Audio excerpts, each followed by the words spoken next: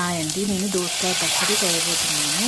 మొదటగా ఒక table spoon oil వేసుకొని దాంట్లో ఒక ఆనియన్ కట్ చేసుకోవాలి. తర్వాత గ్రీన్ చిల్లీ, తర్వాత ఒక టమాటో వేసుకొని వాటిని బాగా ఫ్రై చేసుకొని ఈ దోసకాయని చెక్కు తీసుకొని పైన ఉన్న చెక్కు తీసుకొని ముక్కలుగా కట్ చేసుకొని ఇలా ముక్కలు వేసుకొని ఫ్రై చేసుకోవాలి.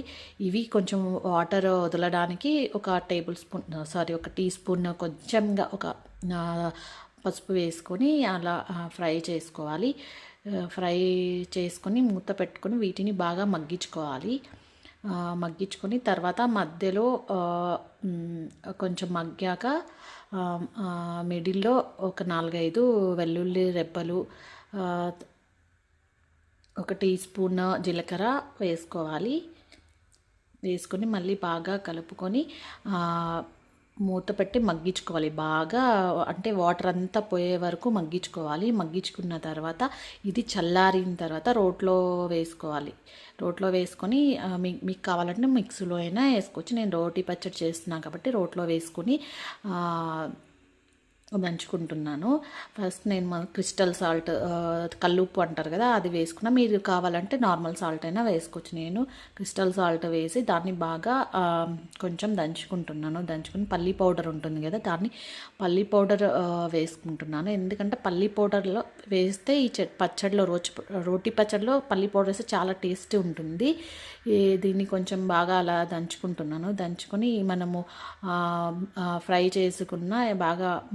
చేసుకున్న ఈ దోసకాయ ముక్కల్ని అన్నిటినీ రోట్లో వేసుకోవాలి.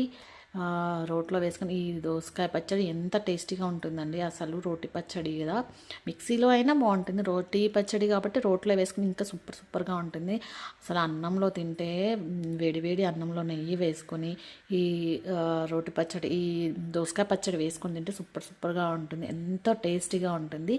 ఇలా కొంచెంగా దంచుకోవాలి. కచ్చా పచ్చగానే రోటి పచ్చడి అంటేనే కచ్చా పచ్చగా ఉంటుంది కదా.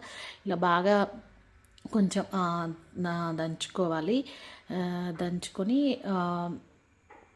మీకు కావాలంటే మిక్సీలో అయినా వేసుకోవచ్చు. ఇలా దంచుకున్న తర్వాత ఇది అండి అన్నంలో వేసుకొని ఒక బౌల్లో వేసుకోవాలి.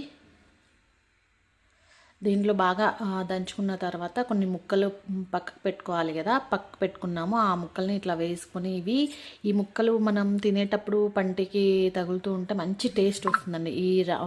కొంచెం కట్ చేసుకుని ఈ ముక్కలు వేసుకుంటే బాగా టేస్ట్ ఉంటుంది. వీటిని ఇంకా ఒక బౌల్లోకి బాగా దంచుకున్న తర్వాత ఒక బౌల్లోకి